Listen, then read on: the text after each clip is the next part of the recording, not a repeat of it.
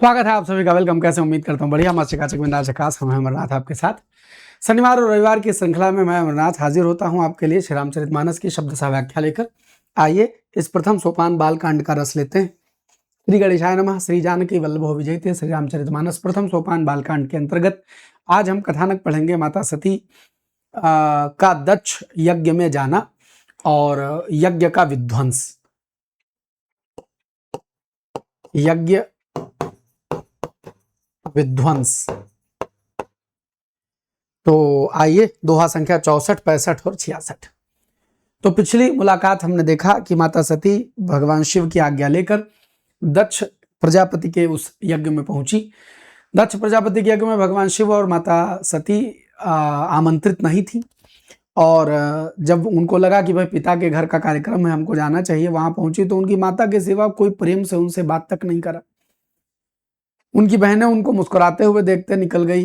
पिता दक्ष ने देखा तो मानो उनके तन बदन में आग लग गई, क्योंकि वो भगवान शिव से सहज वैर रखते थे। फिर माता सती यज्ञ स्थल पर पहुंचती हैं और वहां देखती हैं कि सब देवों का तो भाग निर्धारित है, लेकिन भगवान शिव का कोई भाग निर्धारित नहीं है।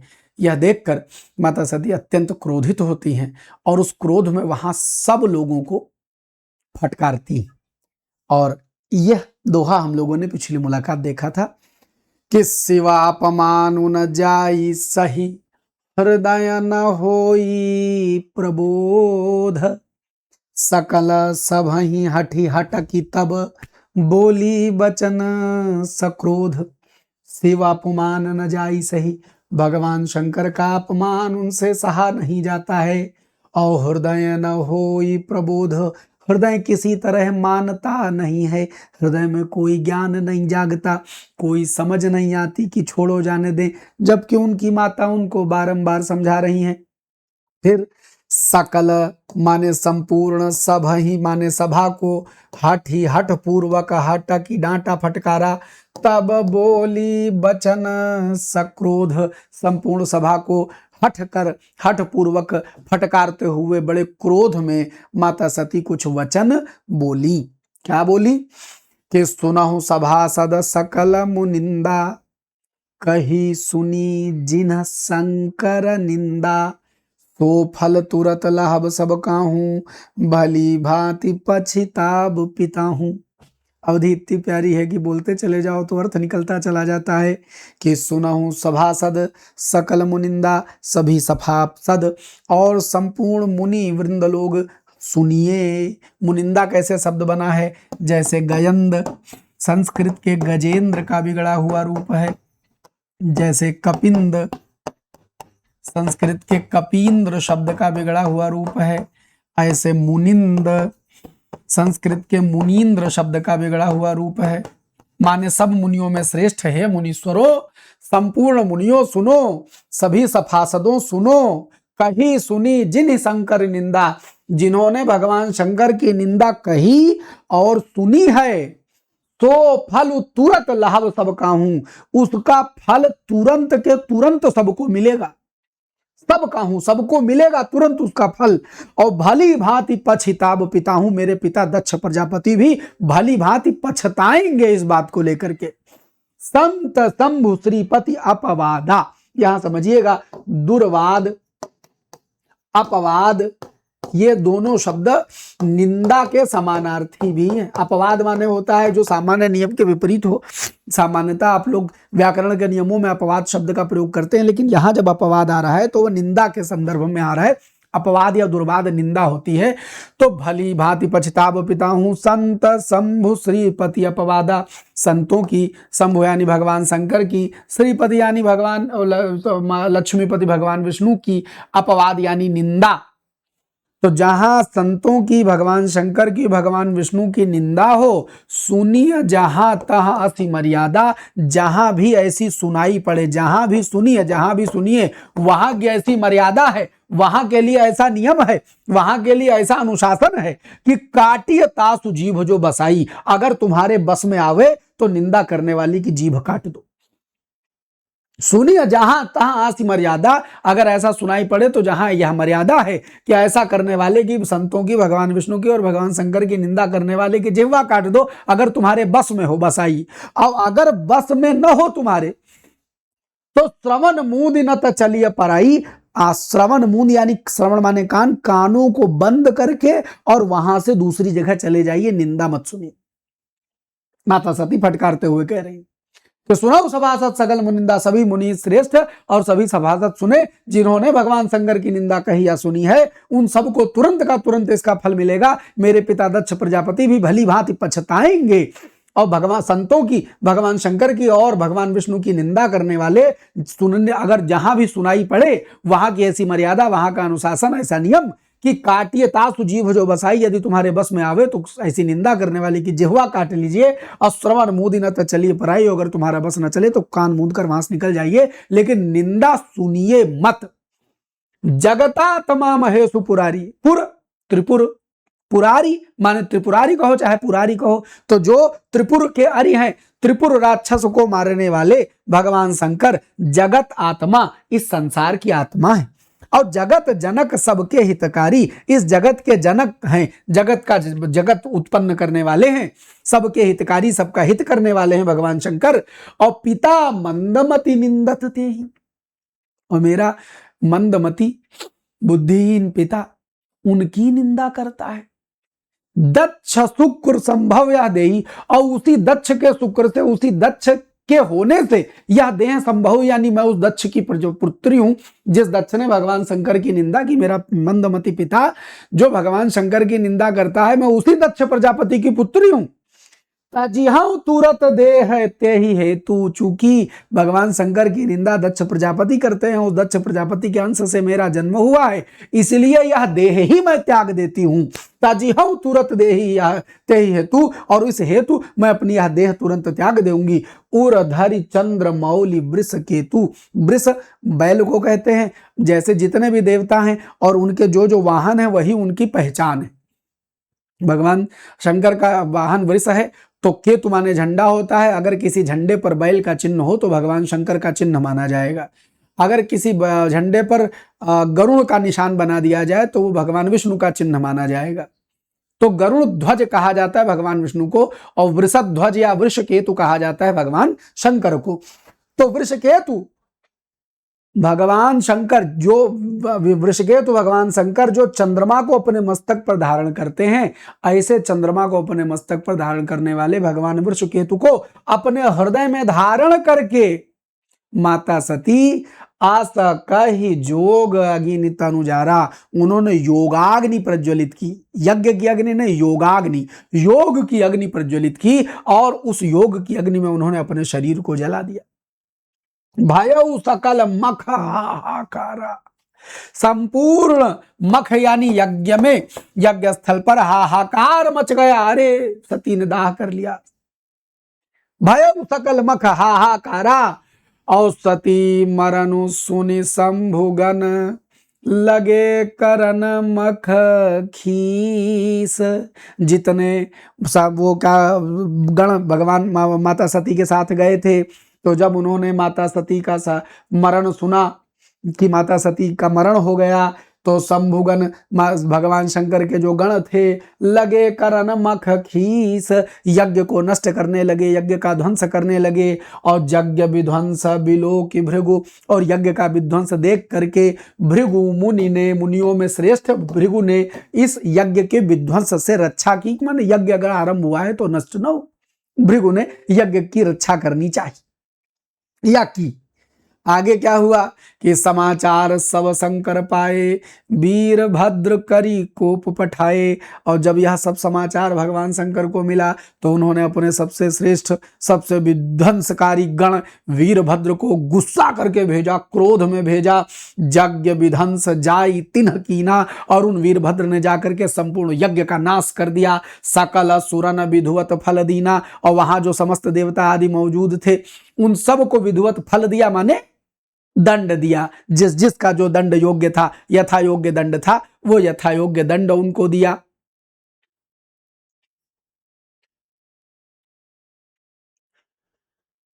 सकल सुरन विधिवत फल दीनु, भे जग विदित दक्ष गति सोई। भय माने जग विदित है, यह संसार में विदित है कि दक्ष की गति क्या हुई। दक्ष प्रतापति का गला वीरभद्र ने काट दिया। अब वो बकरे के जैसे हाँ करने लगे और मुंह से बलबलाने जैसी आवाज निकली। तभी से भगवान शंकर के लिए बम बम भोले कहा जाता है।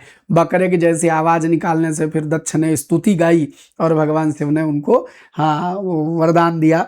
तो भय जग विदित दक्ष गति सोई, तो संसार में प्रसिद्ध है दक्ष की गति जो होनी थी सो हुई। और जसी कछु शंभु विमुख कह होई, जैसा भगवान शंकर से वैर करने वाले विमुख होने वाले की होती है, संसार में प्रसिद्ध है वैसी गति उनकी हुई। ताते मैं संक्षेप बखानी सती मरत है, इस कारण मैंने इसको संक्षेप में कहा है। इस संक्षेप को थोड़ा विस्तार देने का हमारा मन करता है। जब माता सती का वो दाह हो गया तो उनके उस मृत शरीर को, उनके उस जले हुए शरीर को भगवान शंकर अपनी दोनों हाथों में उठा करके और क्रुद्ध अवस्था में, भयानक क्रोध, भयानक विक्षोभ की अवस्था में, और वो इस पूरे ब्रह्मांड का चक्कर काटते। और ऐसी मान्यता है कि माता फिर जब देखा कि भगवान शंकर तो सब नष्ट कर डालेंगे, तो भगवान विष्णु ने अपना सुदर्शन चक्र छोड़ा और सुदर्शन चक्र से माता सती के अलग अलग अंग कट कट करके गिरने लगे। और वे जहाँ जहाँ गिरे, कहीं माता सती की नाभि गिरी, कहीं चरण गिरे, कहीं अलग अलग अंग जो उनके गिरे, उन्हें उन्हीं स्थानों पर यह शक्तिपीठें हैं। जो शक्तिपीठ आप सुनते हैं कि हाँ ये देवी माता शक्तिपीठ है, तो वो शक्तिपीठें उन्हीं मान्यताओं से बनती हैं और हम लोगों के पूजा स्थलों के रूप में मान्य है। और उसके आगे एक नया कथानक जोड़ना चाहता हूँ। एक कवि हैं दुष्यंत कुमार, जो बहुत प्यारी गज़लें लिखते हैं। दुष्यंत कुमार आपने सुनी होंगी वो गज़लें उनकी कि मैं जिसे ओढ़ता बिछाता हूँ वो गज़ल आपको सुनाता हूँ। एक जंगल है तेरी आँखों में, मैं जहाँ राह भूल जाता हूँ। तू किसी रेल सी गुजरती है, मैं किसी पुल सा थरथराता हूँ। ये सब गज़लें उन्होंने ही लिखी हैं। एक बहुत फेमस उनका शेर है कि कौन कहता है आसमान में सुराख नहीं हो सकता, एक पत्थर तो तबीयत से उछालो यारो। उन्हीं दुष्यंत कुमार ने एक गीति नाटक लिखा है। ये गीति नाटक क्या है? गीति नाटक मतलब होता है नाटक लिखा गया लेकिन उसके पात्र उसको कविता में बोल रहे हैं। पात्र जो आपस में बातचीत करते हैं वो पद्य में बोल रहे हैं। उस गीत का नाम है, उस गीत नाटक का नाम है एक कंठ विस्पाई। मेरे पास थी, मैंने कहा मैं कुछ पद इसके पढ़ूं आपके लिए। एक कंठ विस्पाई, जहर पीने वाला एक कंठ। भगवान शंकर के इसी पूरे कथानक को कैसे देवताओं ने उनको मनाया, और भगवान शंकर बहुत क्रोध में है तो उनको मनाने, कुबेर को भगवान शिव का सखा कहा जाता है। अगर कहीं शिव कुबेर की पर्यायवाची लिखनी हो जो धन के देवता हैं, तो शिव सखा भी लिख सकते हैं कुबेर की पर्यायवाची। भगवान शंकर के सखा कुबेर कहे जाते। तो सब देवताओं ने मिल करके कि भगवान बहुत क्रोधित है, कुबेर तुम जाओ मनाने। तो 4 खंडों में नाटक है, उसका एक खंड पढ़ता हूं, भाग 3, जब भगवान शंकर माता सती के मरण से बहुत दुखी हैं। तो स्वगत मतलब ये उन्होंने नाटक लिखा है अपने मन से, जो उनके मन में विचार आए, और उसको नवीनता से जोड़ते हुए, वर्तमान समाज से जोड़ते हुए उन्होंने बड़े सुंदर कि जो वर्तमान समाज को भी कुछ राह देने वाले हों, ऐसा गीत नाटक लिखा। मैं इसके तीसरे खंड में शंकर नाम का तीसरा दृश्य पढ़ता हूं, सुनिएगा। देवत्व और आदर्शों का परिधान ओढ़ मैंने क्या पाया, निर्वासन प्रेयसी वियोग, हर परंपरा के मरने का विष मुझे मिला, हर सूत्रपात का श्रेय ले गए और लोग, मैं ऊब चुका हूं इस महिमा मंडित छल से। यहां से शुरू होता है शंकर स्वगत, मतलब ये नाटक है हिम मंडित। नाटक ऐसे ही ना कि हिम मंडित, कैलाश पर्वत का एक शिखर जहां अपनी पत्नी सती के अपार शोक में मग्न विश्रांत महादेव शंकर अपने कंधे पर उनका शव रखे हुए दुख से निमग्न खड़े हैं, और शंकर अपने भीतर ही बोलते हैं। ये नाटक के दृश्य हैं। भगवान शिव का जो पात्र अभिनय करता होगा वो शिव रूप में ऐसे खड़ा होकर के और स्वगत माने खुद से बोल रहा है। आह, शोक ने मुझ अछीनी स्थितियों से जोड़ दिया, महाशून्य के अंतराल में निपट अकेला छोड़ दिया, सारा धीरज सोख लिया है, सारा रक्त निचोड़ दिया, प्रियाहीन व्यक्तित्व विखंडित जगह जगह से तोड़ दिया, प्रियाहीन संसार और मैं देख रहा हूं, अपने जीवन पर तन का निस्तार और मैं देख रहा हूं, ये अपने से ही अपने की हार और मैं देख रहा हूं, धिक मेरा देवत्व कि जिसकी कायर गाथा, धिक मेरा सामर्थ्य कि जिसने टेका माथा, धिक मेरा पुंसत्व कि जिसका बोध अधूरा, धिक मेरा जीवन जिसका प्रतिशोध अधूरा। जिस भाषा में मुझे यह प्रश्न भयंकर, मुझे उसी भाषा में देना होगा उत्तर। संप्रति बस प्रतिकार देव ऋषि दानव सबसे, आह तीसरा नेत्र रक्त का प्यासा सब कब से।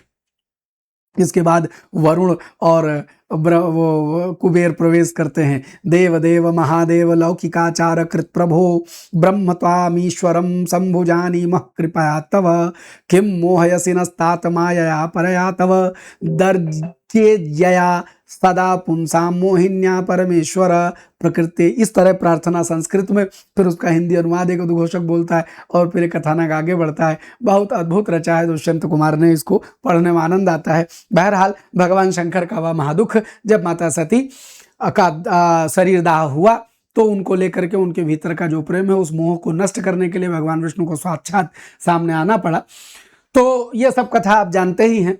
तो यज्ञ विधान जाई तिन कीना, सकल सुरन विधिवत फल दीना, भे जग विदित दक्ष गति सोई, जस कछु शंभु विमुख कह होई। यह इतिहास सकल जग जानी, यह इतिहास संपूर्ण संसार जानता है, ताते मैं संक्षेप बखानी, इसीलिए मैं बड़े संक्षेप में इसका बखान करता हूँ। सती मरत हरि सन बरु मांगा, और माता सती ने मरते हुए भगवान विष्णु से हरि से यह वर मांग लिया था कि जन्म जन्म शिव पद अनुरागा, जन्म जन्म तक भगवान शंकर के चरणों में मेरा अनुराग यानी प्रेम बना रहे। ते ही कारण हिमगिरि गृह जाई, इसी कारण हिमगिरी हिमालय के पर्वत, हिमालय के घर जा करके जन्मी पार्वती तनु पाई, माता पार्वती के रूप में माता सती ने जन्म लिया। जन्मी पार्वती तनु पाई माने पार्वती के रूप में उनको शरीर मिला, अर्थात हिमालय के घर उनका जन्म हुआ।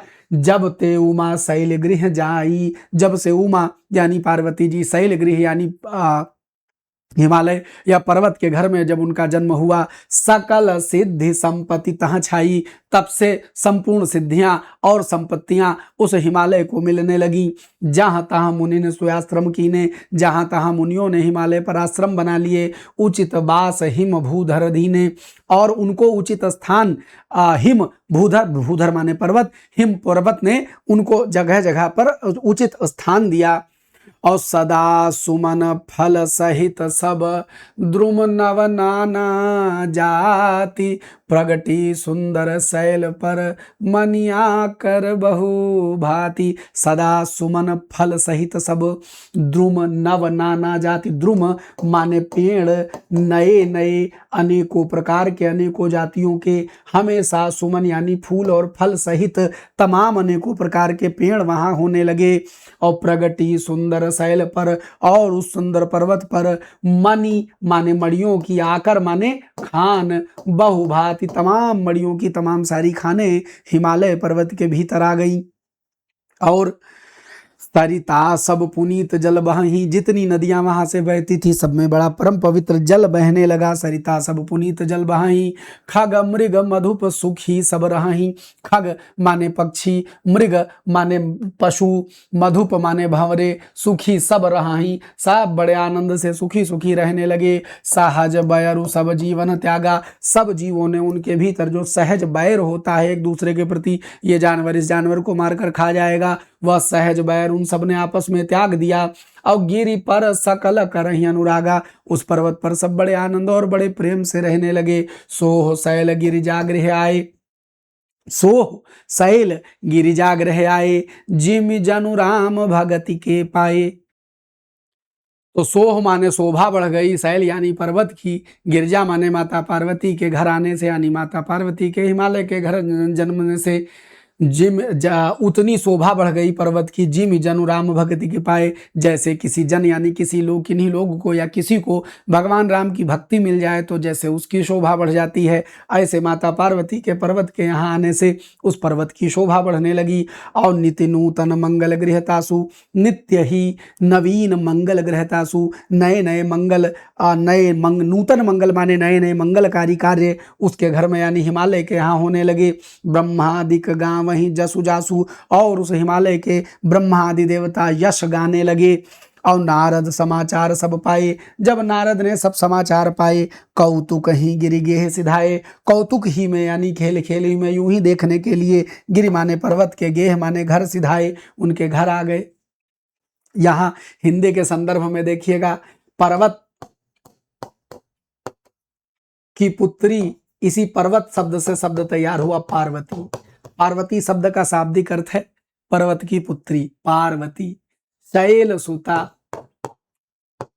शैलजा, गिरिजा, यानी पर्वत में पुत्री का प्रत्यय जोड़ते चले जाइए और सब माता पार्वती का प्रत्यय पर्यायवाची बनने लगेगा।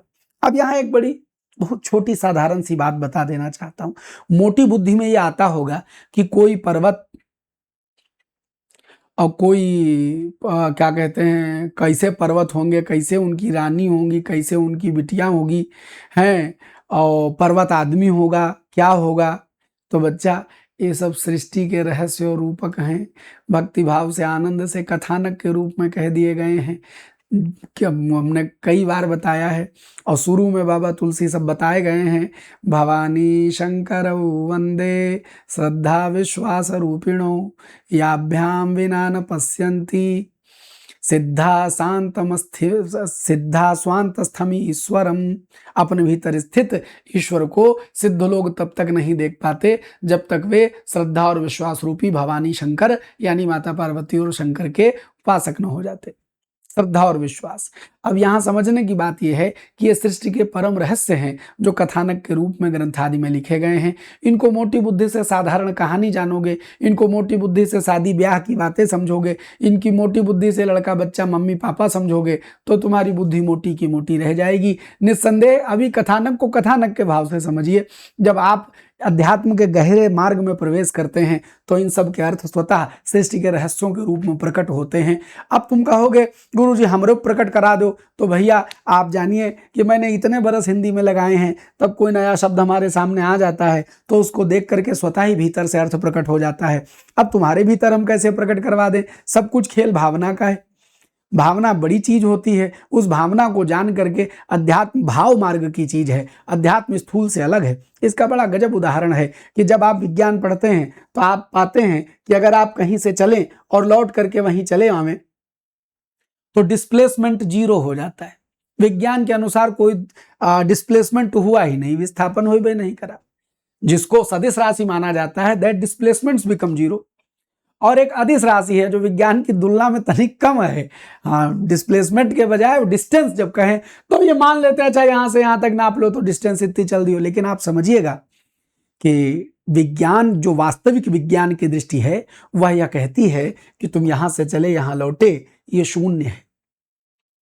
लेकिन भावना की बात करें तो भैया कोई यात्रा तो हुई ना, इस बीच तुम्हारे कुछ अनुभव तो आए ना, जीवन में कुछ सुख दुख तो आया ना, तुम यहां से वहां तक पहुंचे तो कुछ अपने भीतर भावनाएं बटोर कर पहुंचे ना।